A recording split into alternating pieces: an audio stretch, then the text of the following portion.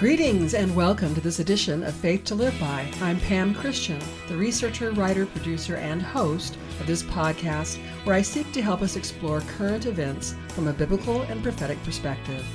Last week I announced Alex Newman would be my guest today, but unfortunately for us, he was called out of the nation and needed to reschedule his time with us. So I have it planned to pre-record my interview with Alex Newman on June 12th. This will allow me to share the interview with you on June 17th. I'm sorry to have to delay this, but I trust it will turn out even better for us because of everything Alex has been working on. Doesn't it seem as though there has been an explosion of corruption on every front lately? The level of fraud being exposed in every sector of society. The unpredictable and unrelenting pressure by President Trump working through many nations and situations. The response of the heads of state, and clearly the whole world is in a time of transition. As God has prophetically been warning us, He is intervening in the affairs of His people to drastically push the enemy's advancements back and restore everything the enemy has stolen. The process has been grueling, but we must remain steadfast, resolved to remain aligned with God, persevering to the end to see the promised victory that is truly on the horizon. Today, I want to continue helping us draw from well-respected critical thinkers to better understand some of the most tense realities in our world today. We'll consider, number one, what President Trump is actually doing in contrast to what the globalists and mainstream media want us to think Trump is doing. Number two, I want to explore the very real potential of globalist-controlled sleeper cells being released in a last-ditch effort for Muslim terrorist groups to secure the control they have wanted in the world. And number three, I want to explore prophecies concerning sleeper cells and God's plan to deal with evil corruption worldwide. To help us, I've captured portions of the audio from a video Michael Steger of Promethean Action created and a portion of audio from a video Susan Kokinda from Promethean Action created, where we can gain wisdom and insight to the actual impact President Trump is having in the Middle East and the world, and how President Trump's strategy is bringing about defeat of the British Empire's power, and also how President Trump is restructuring the entire world for the better with his highly intricate and interconnected strategies. My regular listeners will remember Michael Steger was a guest on my show in the past, and I promise to have him back again as a guest soon. But today, with Michael's recorded explanation, we will apply rational thought to the reasonable outcomes of what President Trump is actually doing, in contrast to the widespread harm many are predicting President Trump is causing. If you have been tempted to think Donald Trump does not know what he's doing, that he is putting the world at risk by seeking any agreement with Iran, whose leaders cannot be trusted, that he is unstable with claims that an agreement with Iran is close to being reached, and then followed by threats of greater military actions if a deal is not reached, you want to hear this podcast clear through to the end. With everything I have learned just this past week, I am more optimistic than ever about what's truly going on. Before I dig into the main points for this episode, I want us to set groundwork for good practices that we should always follow in effort to discern truth, beginning with being open to opposing points of view. I research all sorts of places, including places where people use language that makes me cringe, in part because I want to know differing points of view.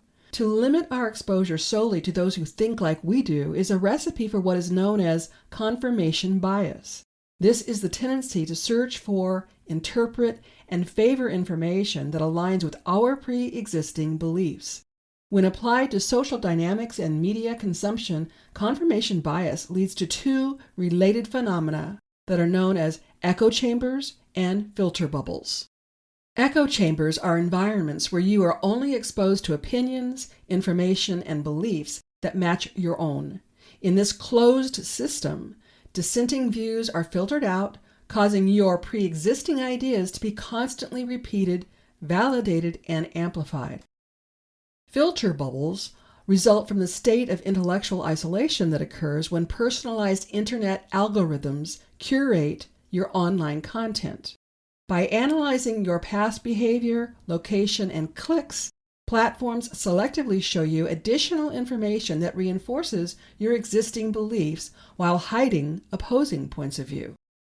When we seek information from the internet, unless we deliberately search for information that is contrary to our preconceived beliefs, we are ripe for falling into either or both of these phenomena, simply because it is the function of social media algorithms and search engine tracking to give us more of what we have searched for and landed on.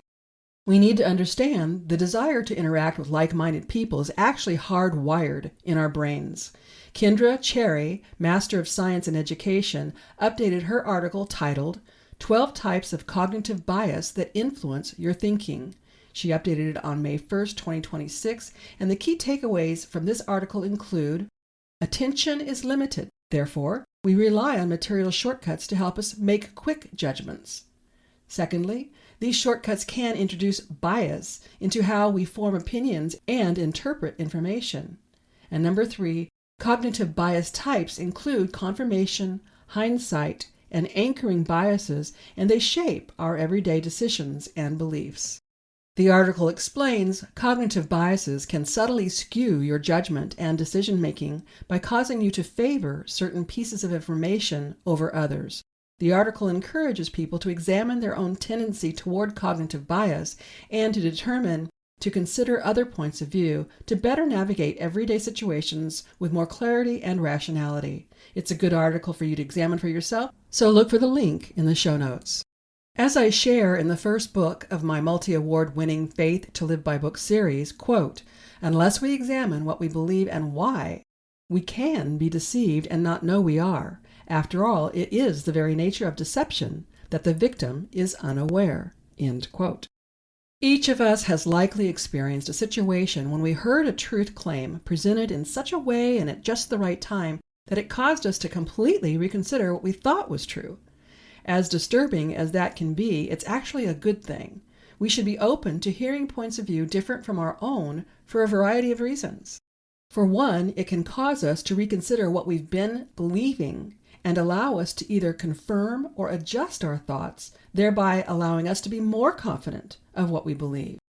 Secondly, it can help us know why we believe as we do, which will allow us to better defend the truth we hold when necessary.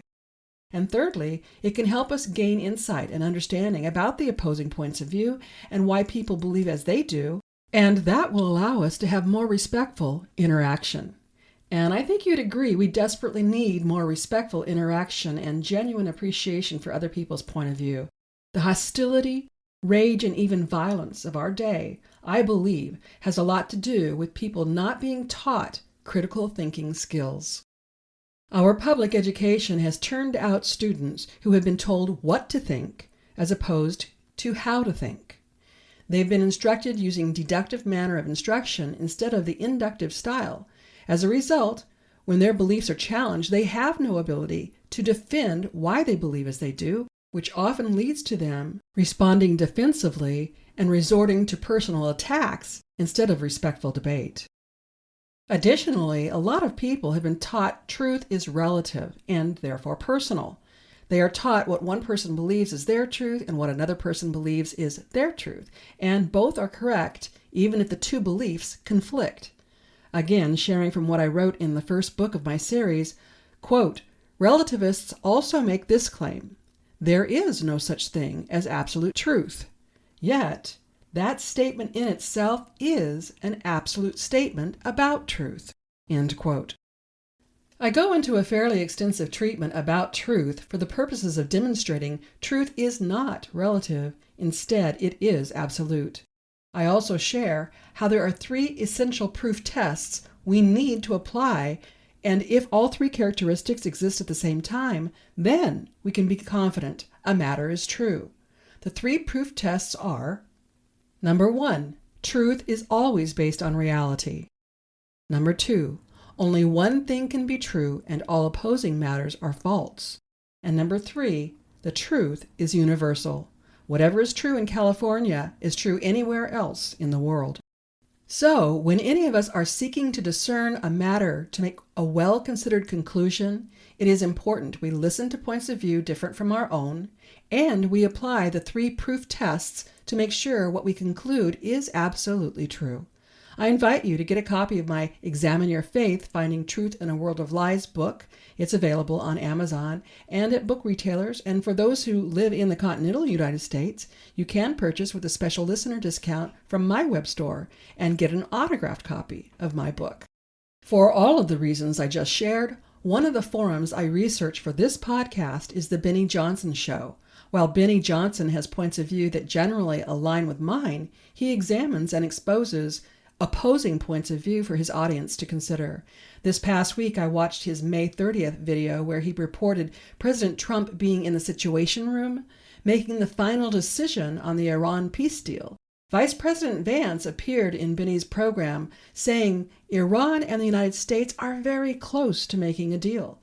President Trump posted in Truth Social the following on May 29th, quote, Iran must agree that they will never have a nuclear weapon or bomb.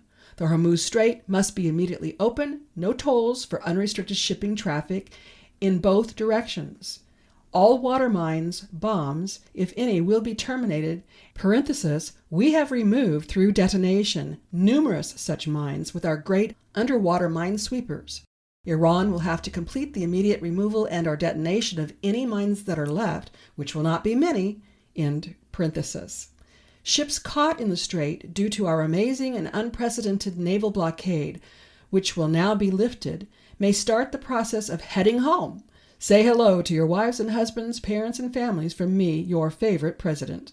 The enriched material, sometimes referred to as nuclear dust, which is buried deep underground with the virtually collapsed mountains caused by our powerful B-2 bombers' attack 11 months ago, sitting on top of it, will be unearthed by the United States, parenthesis, which is agreed, the only country, along with China, with the mechanical capability of doing so, exclamation point, in parenthesis, in close coordination and conjunction with the Islamic Republic of Iran, plus the International Atomic Energy Agency, and destroyed. No money will be exchanged until further notice. Other items of far less importance have been agreed to. I will be meeting now in the Situation Room to make a final determination. Thank you for your attention to this matter, President Donald Trump. He has such a way, doesn't he? My considered conclusion to all this led me to post a comment, which read, quote, consider the potential strategy of Trump. By saying we're close to a deal, then the world watching Iran renege repeatedly puts Trump in position to take military action with not just the support of the nations in the region, but world support at some point if needed. And one response to my comment was, quote, exactly. There is never going to be a legitimate deal. Trump knows these sheetheads, and that's exactly the two words that he put in quote.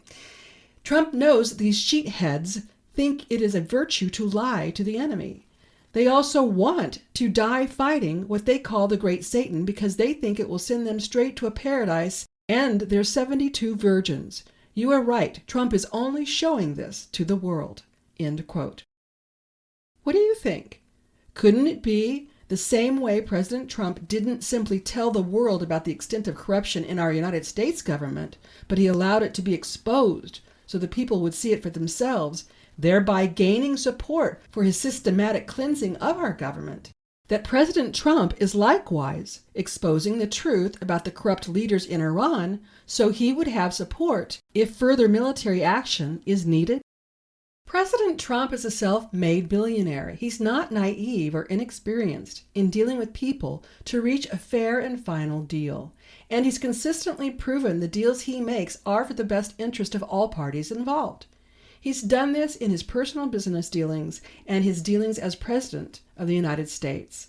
Again, if you want to know his goals, read the National Security Strategy he published in December last year. I assure you, it will put you at complete ease concerning the mainstream media claim that Trump doesn't know what he's doing and he's putting the nations of the world at risk. From the Situation Room meeting this past weekend, we know that there was no deal made.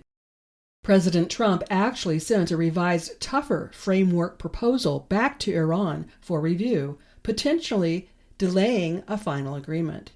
He demanded stricter language concerning Iran's nuclear material commitments and requested provisions to prevent the unfreezing of funds for the Iranian government.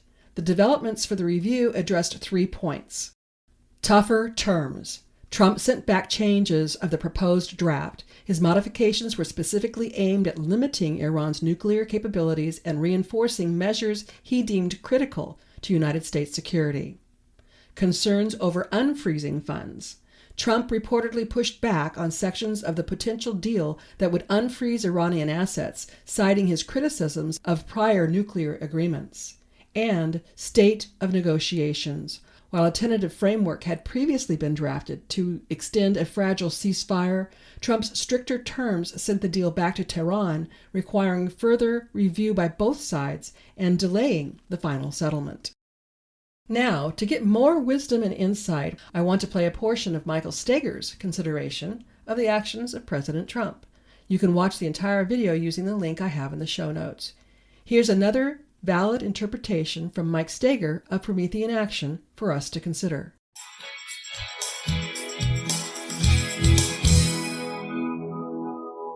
Donald Trump is remaking the entire Middle East in ways only comparable to Alexander the Great.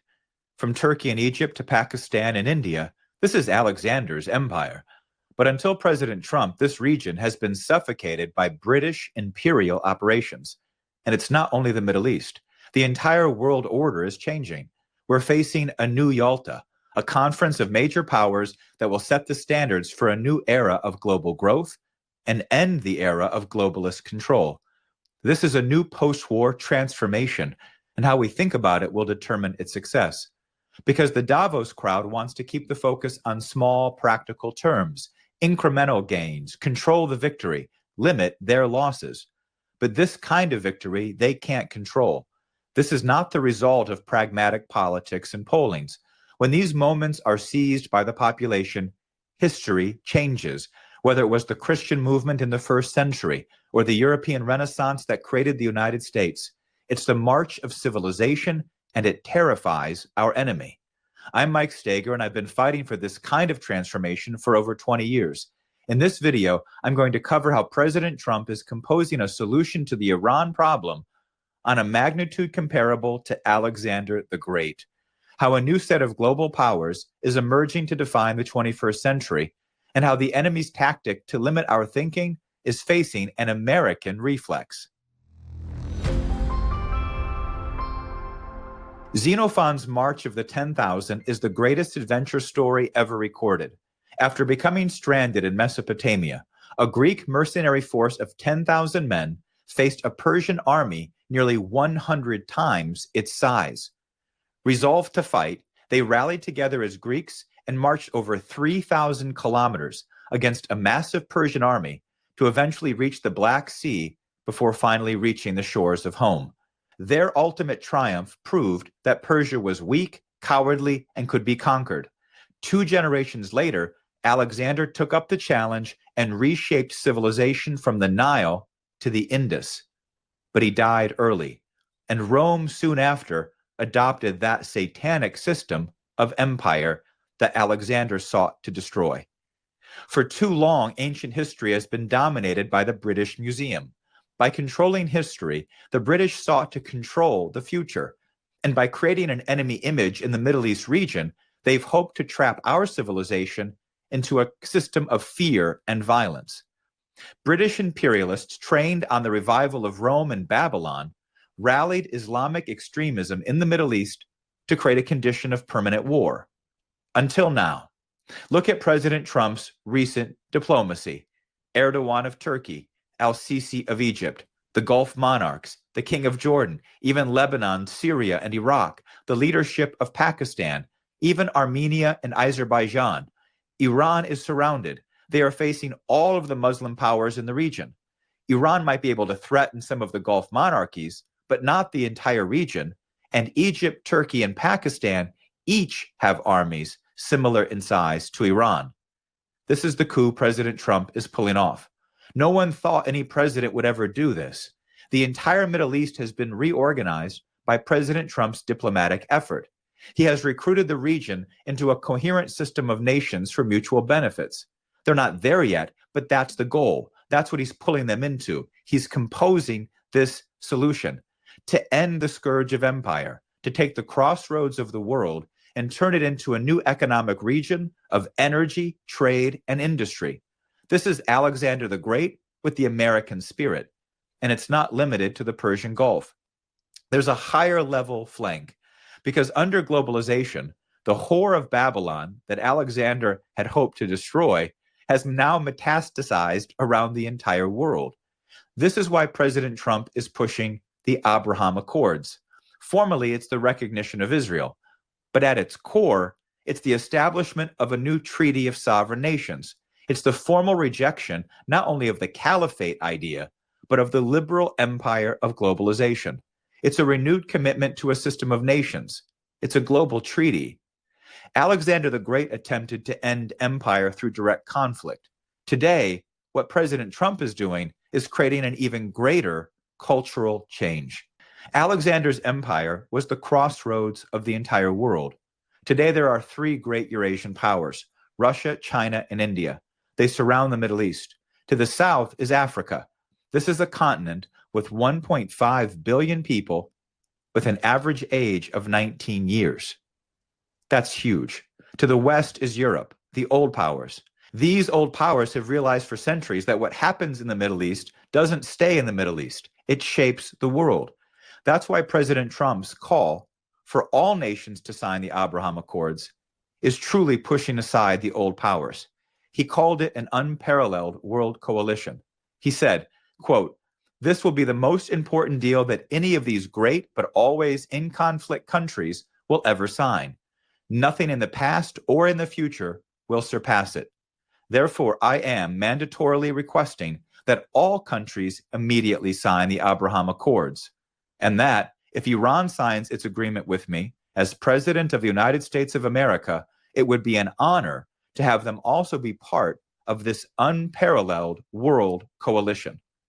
He's not calling for more bureaucracy or internationalism, more UN committees. He's calling on nations to dedicate themselves to a higher principle. It's like our Declaration of Independence. Then it was 13 colonies joining forces against the British Empire. But the intent here is the same: against the globalists, against globalization. And if you consider that terrorism, mass migration, and drug trafficking are the results of globalist games, then you can see how a stable Middle East creates an environment for growing prosperity throughout the entire world. That's why we've focused on energy dominance and made the Western Hemisphere our top priority. Because unlike the old powers, the old British imperial games, our power doesn't rely on controlling the chaos in the Middle East. Our power depends on ending the chaos in the Middle East and unleashing an era of global growth. That's why it's interesting that a Pakistan senator called for a new Yalta summit.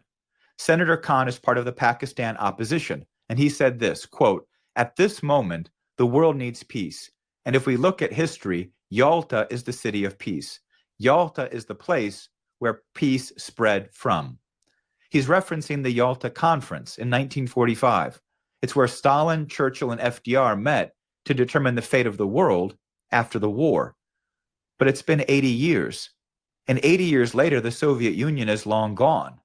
Russia today stands proud of its Christian heritage. And despite what the Eurocrats say, Russia is actually part of Europe. The British Empire is long gone. Yet we are still operating in a world based on radical Marxism versus British colonialism, from Antifa and radical Islam to offshore banking and free trade. This is archaic. The new era can succeed, but based on a new vision, on the American system, a system of sovereign nations and economic growth. This is the great manifest destiny of our nation. It's our song of independence to the world. The revival of the true United States, what we're doing here, makes this possible, and President Trump knows it. He's leveraging that power and moving fast to avoid the pitfalls of hesitation. The Trump administration recently leaked a document that included emphasis on 5 core nations. Presumably, it would be these nations who would anchor a new Yalta conference. These 5 are the United States, Russia, China, India, and Japan. And then on top of that, you have President Trump's Board of Peace.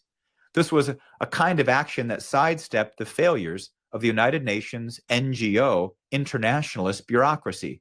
This became a new model for effective action. And the power to make this kind of shift comes from big thinking. Without this kind of thinking, civilizations perish.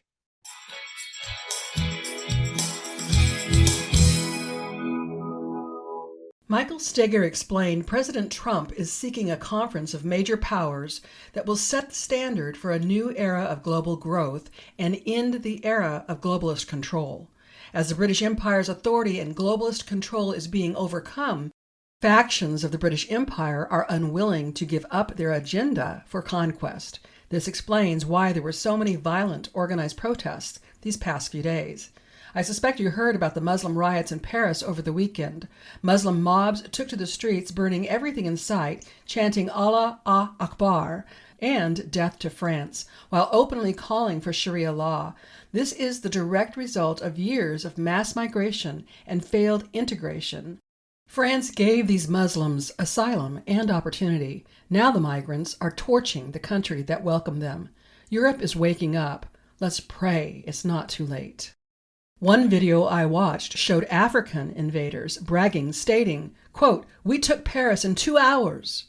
These African migrants filmed themselves celebrating near the Arc de Triomphe, proudly declaring they conquered France faster than the German army in 1940. They laughed, they chanted Marie Le Pen's name, and boasted they now own the city. This is not immigration, it's open conquest. Wake up, Europe. Another video reported the Muslim gang riots continue in Paris. A huge fire was started at the foot of the Eiffel Tower. Notice how they chant Allahu Akbar, which is an Arabic phrase that translates Allah is the greatest. This is a religious war, and this is their way of saying we own the place now. The New York Times reported the recent riots in France were sports-related, stating they erupted after the soccer club Paris Saint-Germain defeated Arsenal to win the Champions League. The celebrations rapidly developed into violent unrest, vandalism, and clashes with police across Paris and about 15 other cities. I also saw where Tony Robinson reported riots in Toulouse, almost 700 kilometers from Paris, where the invaders smashed the place up. In addition to the fires, the smashing of windows, and more, the rioters targeted and damaged both police cars and emergency response infrastructure. Authorities detained nearly 800 people nationwide, and over 50 police officers were wounded in the altercations. I seriously question the claim that these riots in France were sports-related, given the shouts of Allahu Akbar. Also, considering the riots by immigrants in the United States over the same time period, I tend to think what we are seeing is the release of sleeper cells. Nick Sorter posted on X about rioters outside the ICE network chanting F the USA over and over again as foreigners waved their home country's flag in Newark, New Jersey, while screaming in a foreign language. He said, "These people are not just anti-ICE, they are anti-American." Department of Homeland Security Secretary Mullen confirmed ICE arrested rioters, some who came all the way from Portland to agitate leftists outside ICE Newark. And caught on video is one rioter, Nicholas Matthew Selfo, from Brooklyn, who was charged with threatening murder to an ICE agent and his family in Newark.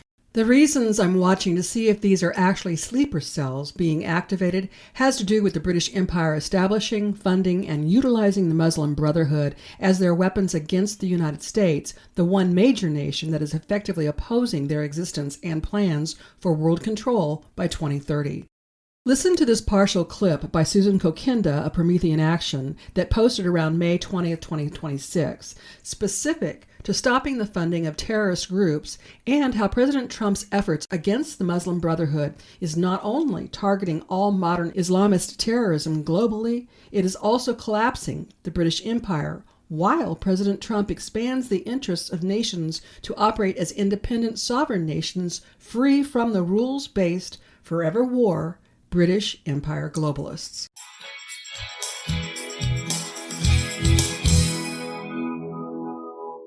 Everyone thinks they know who was targeted by Treasury Secretary Scott Bessent when he made these remarks at the No Money for Terror G7 meeting on Monday. Crushing the threat of terrorism compels all of you to step up and join us in rooting out financing that sustains it, from shell companies that are embedded within Europe to shadow banking networks that lurk across the Middle East and drug cartels across the Western Hemisphere. Yes, Iran is the target of the sanctions, but Bessent made clear that the gathered nations were the target of his message. So if we are serious about no money for terror, then there must also be no room for excuses.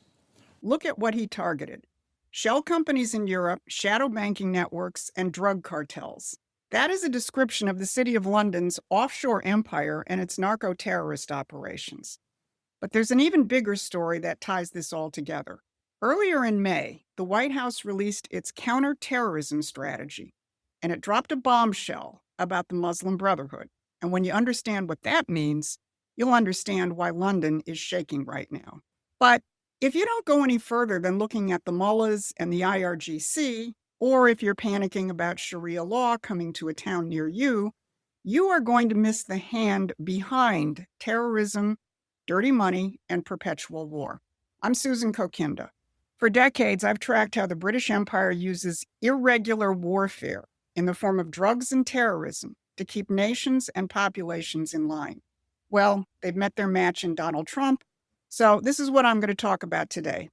First, I'm going to look at what Scott Bessent said at the G7 finance ministers meeting and the pedigree of some of the companies that are being targeted by Treasury. Second, why the new counterterrorism strategy, which singles out the Muslim Brotherhood, puts London in the crosshairs. As Bessent was delivering those remarks, Treasury rolled out a fresh round of designations against Iran's oil and proliferation networks. The press releases tell you it's about Iran, but the addresses do tell you something else. So pull up the designations from the Office of Foreign Assets Control. Go back from January through yesterday and read the fine print. They do not all lead back to Tehran. Many of them lead to London. Here are some identifiable companies targeted under the OFAC in recent months. There's Mousavi, a Hezbollah financing network which has a London address.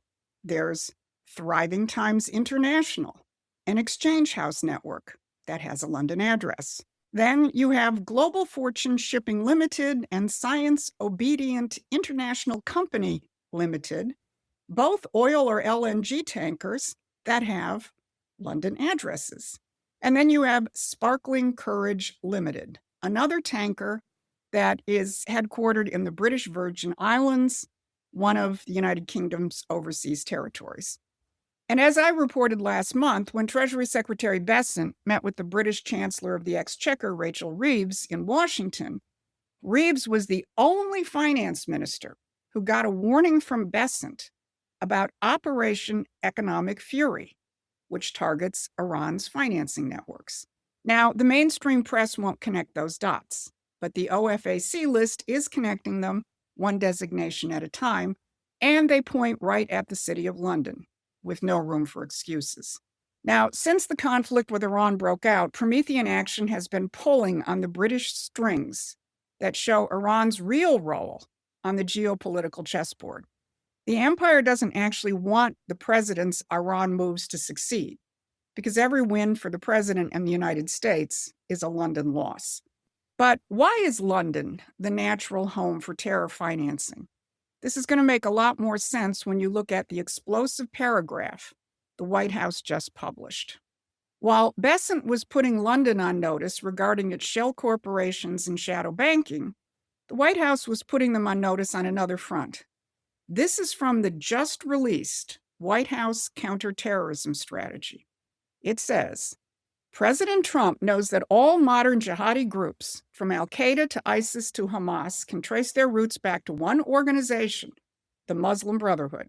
The Muslim Brotherhood is the root of all modern Islamist terrorism, predicated on recreating the Muslim caliphate and killing or enslaving non-Muslims. Given the Muslim Brotherhood's key role in promoting modern terrorism, We will continue to designate its branches across the Mideast and beyond as foreign terrorist organizations to crush the organization everywhere it operates. That's the President of the United States identifying the Muslim Brotherhood as the root of all modern Islamist terrorism. Well, if it's the root, who planted the seed? After decades of sponsoring and protecting various radical Islamic fundamentalist figures, British intelligence settled on the Muslim Brotherhood back in 1928 in Ismailia, Egypt. That's where the British Suez Canal Company and the British military were headquartered. The British Suez Canal Company helped the founder of the Muslim Brotherhood build the mosque, which became its base of operations. And from then on, the Muslim Brotherhood was used by British intelligence and often their little brothers in American intelligence against nationalist movements throughout the Mideast. All of this to protect the empire's economic and strategic position. Now, if you want to dive into the history of this, check out either or both of these two books, Robert Dreyfuss's Devil's Game or Mark Curtis's Secret Affairs. Both are extensively researched and documented, but Curtis's background makes his especially interesting. He's a former research fellow at the Empire's Chatham House, and he researched his book based on British government records and declassified documents.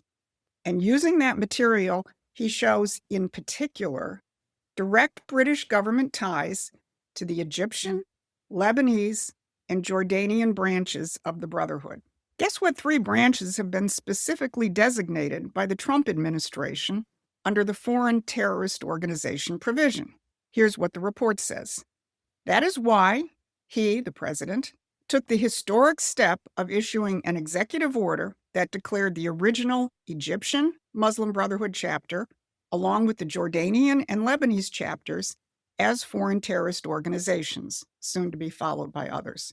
Those 3 chapters Trump designated, Egypt, Jordan, and Lebanon, are the exact same 3 organizations that appear in the British government's own declassified Foreign Office files as British operational assets, built, funded, and deployed by London.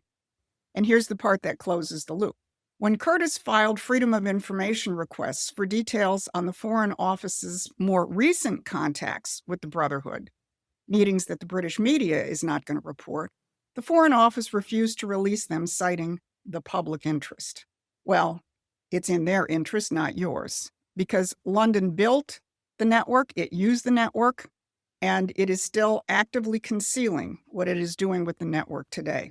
So whether it's financial flows or whether it's these networks themselves, that is what Besant is targeting. That is what Trump is targeting when the counterterrorism strategy says crush the Brotherhood everywhere it operates. The arrow points at one address, London.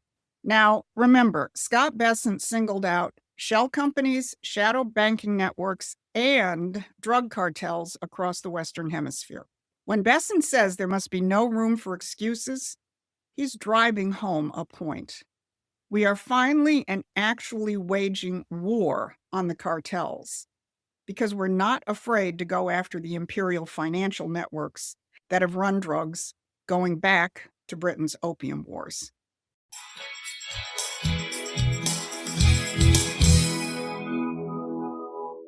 I'll stop here, but if you want to watch the entire video, use the link in the show notes.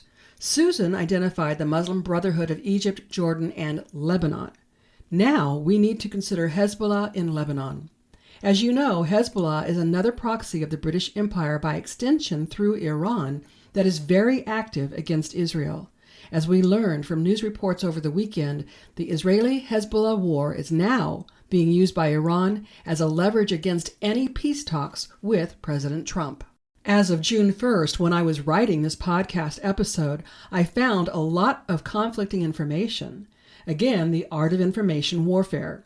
So what I share next, in effort to help us make sense of everything, is subject to change as new information is available. Likely because of the October 7, 2023 attack, Israeli Prime Minister Benjamin Netanyahu asserted that the ceasefire of April 8, 2026 did not apply to Lebanon, contradicting Iran and the Pakistani mediator Shahbaz Sharif. Hours after the ceasefire announcement, Israel launched its largest airstrikes of the war killing more than 350 people. On the 16th of April 2026, United States President Donald Trump announced that Israel and Lebanon agreed to a 10-day truce. On April 27th, Hezbollah leader Naim Qassem stated that the small group will not revert to the pre-March status and will respond to Israeli attacks. On May 15th, the truce was extended for another 45 days. Now, I want you to hear the many conflicting and wild events, all published on June 1st, 2026. On June 1st, 2026, at 10:43 in the morning, President Trump posted this: "Talks are continuing at a rapid pace with Islamic Republic of Iran. Thank you for your attention to this matter. President Donald J. Trump." Also on June 1st, the Epoch Times reported, quote, "Iran has halted indirect negotiations with the United States over what it describes as Israel's escalating military campaign in Lebanon," according to a report by Iran's semi-official Tasnim news agency, raising fresh doubts about efforts to transform a fragile ceasefire into a broader agreement that would end the war. Iranian officials have contended that the ceasefire negotiated with the United States extends beyond the direct hostilities between Washington and Tehran and applies throughout the region to include Iran-backed proxies like Hezbollah. Also on June 1st, Israel still maintains that the ceasefire does not apply to Lebanon. Prime Minister Benjamin Netanyahu and defense officials have stated that Israel will continue its military operations and maneuvers in southern Lebanon to push Hezbollah threats away from the border and establish a security zone. And headlines on June 1st also report, quote, "Israel seizes a 900-year-old castle from Hezbollah," end quote. Also on June 1st, Iran has indicated it will suspend peace talks with the United States in protest against Israel's offensive in Lebanon, threatening to collapse negotiations in Washington. Then on June 1st, Israel and Hezbollah agreed to a ceasefire, with Israel committing not to target Beirut's southern suburbs and Hezbollah vowing not to attack Israel under a U.S. proposal aiming to extend the ceasefire to all of Lebanon. President Trump helped broker this ceasefire because this conflict has hindered the diplomatic end to the U.S.-Iran war. Interesting that Iran's Minister of Foreign Affairs stated any ceasefire agreement between Iran and the United States should also include a ceasefire agreement between Israel and Lebanon. President Trump is on record to have stated he hoped this agreement would last for eternity. Based on mainstream media spinning all of these events and reports, on June 1st, President Trump posted, quote, "If Iran surrenders, admits their navy is gone and resting at the bottom of the sea, and their air force is no longer with us, and if their entire military walks out of Tehran, weapons dropped and hands held high, each shouting, 'I surrender,' while wildly waving the representative white flag, and if their entire remaining leadership signs all necessary documents of surrender and admit their defeat to the greatest power and force of the magnificent United States of America, the failing New York Times, the China Street Journal, which is the Wall Street Journal, the corrupt and now irrelevant CNN, and all other members of the fake news media will headline that Iran had a masterful and brilliant victory over the United States of America, and it wasn't even close.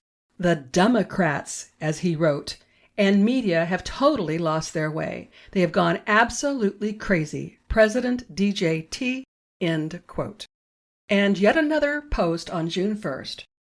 President Donald Trump said the United States was not yet informed of Iran suspending talks, but suggested he was not opposed to a halt in negotiations, stating, "I think we've been talking too much if you want to know the truth."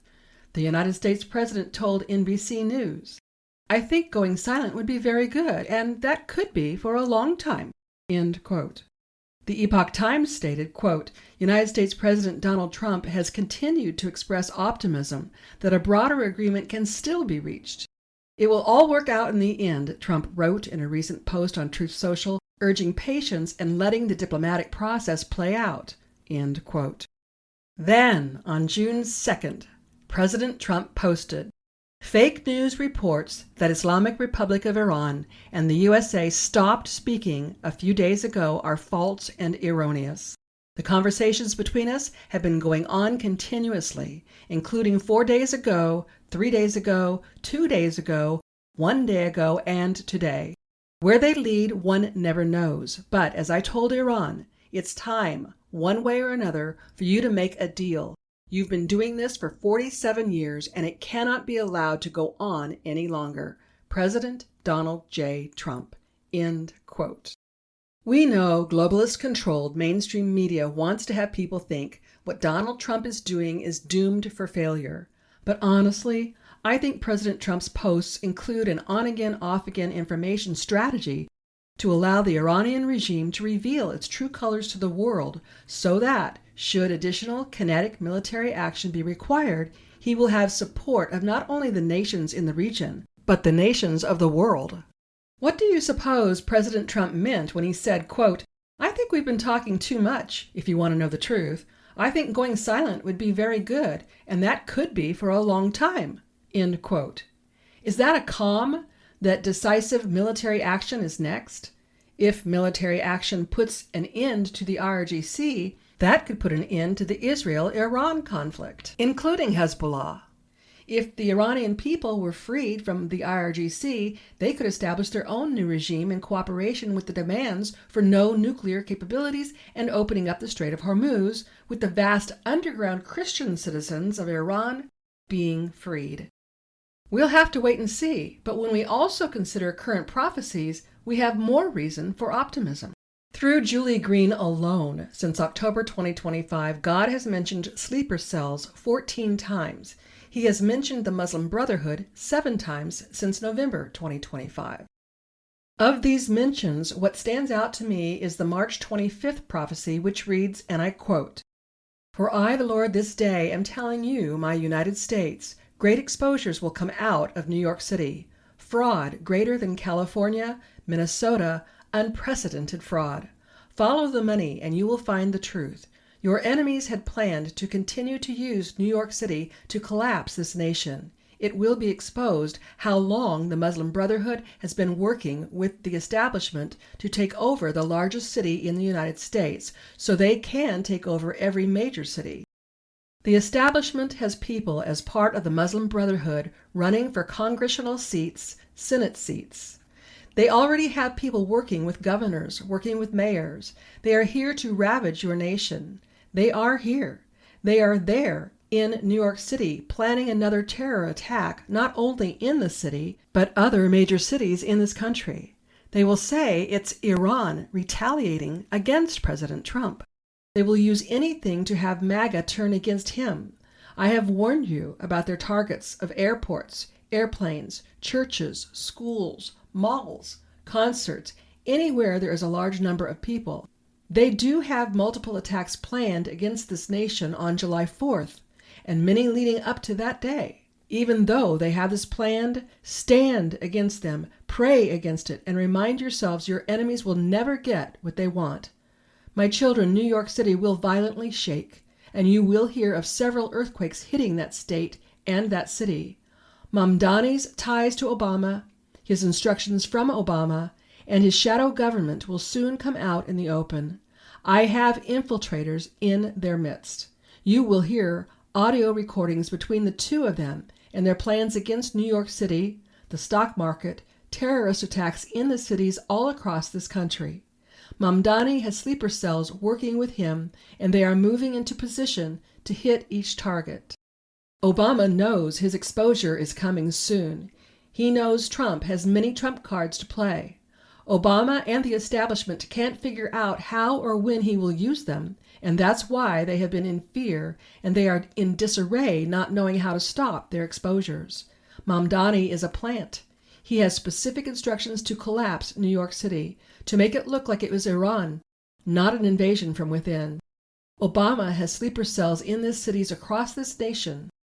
They have been activated, and some have been stopped and arrested under the radar. The more they try to attack, the more exposure will come out against them. Again, I say election fraud will be exposed to prove Kathy Hochul does not belong. Mamdani does not belong. Chuck Schumer does not belong. Kristen Gillibrand does not belong.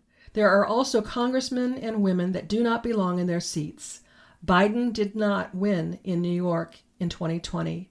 Kamala did not win in New York in 2024. They are all illegitimate and they must be removed. Trillions of dollars have gone into New York City that have been squandered by the politicians and elite. They have used the taxpayer money to pay for their sleeper cells, illegal aliens, so they can vote. They have paid big banks to steal elections and Wall Street to stay secure in their power. Many banks, their CEOs and presidents will soon resign because of the coming fallout of the big banks in this nation. Most working in Wall Street will be arrested for helping with insider trading and manipulating certain stocks for their own financial gain. Their Ponzi scheme must be torn apart so their entire establishment collapses. My children, keep your eyes on New York City. Scandal after scandal, exposure after exposure will take place to remove every person against you and to restore the economy in this nation. Many signs are coming of this great political reset. Sign after sign and fulfillment after fulfillment of prophetic words to prove I am speaking to the prophets in this land. The president is listening, and so will other presidents and the leaders of nations in many countries. The days of the church are here. More of my glory, more miracles, signs, and wonders to show the world who I am, says the Lord of hosts. End quote. This prophecy is specific to the United States. However, from other prophecies through Amanda Grace, Robin Bullock, Barry Wunsch, and others, God has revealed the same kind of evil occurring in the United States is occurring worldwide, and the riots in France and the riots in England and elsewhere prove this. God provides us prophecy so we can be forewarned and conduct spiritual warfare through prayer, decrees, and declarations in the authority and the power of Jesus Christ, which is far superior than any authority or power of the enemy. I have been encouraging us to make certain we do what God has asked and what God has empowered us to do, so we can be confident we will experience the victory Christ died to give us. Again, God has said things will get worse before they get better. So by knowing this, we won't be in fear when the temporary darkness comes. He told us when the darkness comes and we are sequestered in our homes, this is time for our safety, and to know this is a sign of Him working in our behalf, and that the time will be relatively brief. But when we are released, we will experience an exodus into freedom such as the world has never known. As always, we are to discern all prophecies carefully in light of what we know about God, His character, will, and intentions from the Bible, and pray with the authority and power of Jesus to thwart the plans of the enemy. Prophecy is given to forewarn us and to alert us to be engaged with the spiritual warfare through prayer, to stop the enemy and advance God's will to be done on earth as it is in heaven. For my upcoming podcasts, I have calls into Barry Wunsch and Dr. Jan Helper Hayes to be my guest as soon as possible, so I'm hopeful to have either of them next week. Regardless of who might be my guest, or if I come to you solo again, I promise to help us consider current world events from a biblical and prophetic perspective, so we as God's people can know more about how He wants us to respond. Now, I ask you to please listen to my closing announcements and to take advantage of the many goods and services I bring you in an effort to at least cover the cost of this podcast. If you like what you hear from me with this podcast, I highly recommend my book series, my award-winning blog, and consider signing up for my certificate course in apologetics. My aim with that course is to help people learn how not only to use apologetics to share truth with others, but to help Christian leaders incorporate apologetics into their respective ministries so more Christians are learning how to share their faith. You can learn more by using the link in the show notes. For now, I offer my weekly podcasts, my blog, and bi-monthly e-newsletter at no cost. And certainly I have hard costs associated with doing all I do. If you've been blessed by my work and would like to help my work reach others, why not consider partnering with me? For as little as $10 a month, you can become a partner. Then together we can reach even more people for Jesus. Simply visit my Pamela Christian Ministries homepage and then click on the Give button at the top menu bar. Or if you prefer, you can go directly to the Give page using the link in the show notes. To become a partner, you can use my PayPal or Venmo account, but you will also see other ways you can support my work on that page. Whether you choose to become a monthly partner, give a one-time donation, purchase my books and products from my web store, or support my affiliate sponsors, anything you can do to help me continue this work would be greatly appreciated. And as always, your prayers and telling others about me and my ministry work is much needed.